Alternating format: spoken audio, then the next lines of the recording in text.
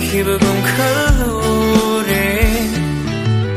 manglan ngai hatau rure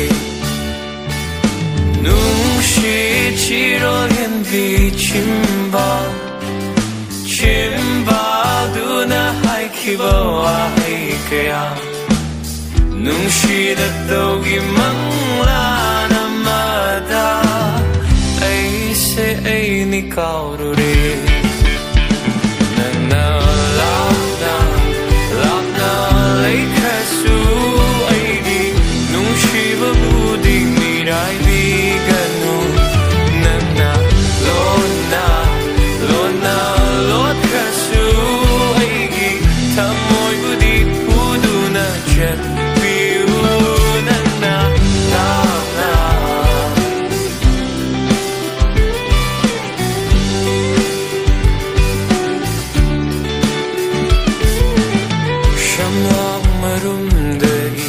Michi momon tambi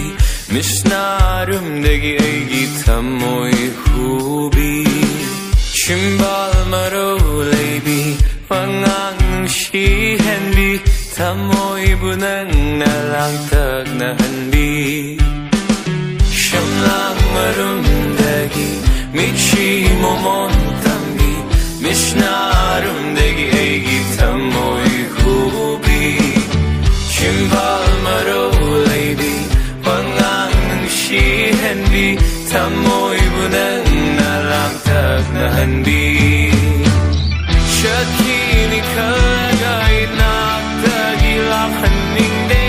Lakini kalaga tamoy shinami pajarui Shakini kalasui naktanalay haningi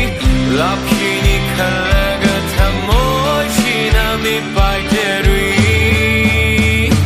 Nana lengda leibiu aigi nung shibabu nang na khang biu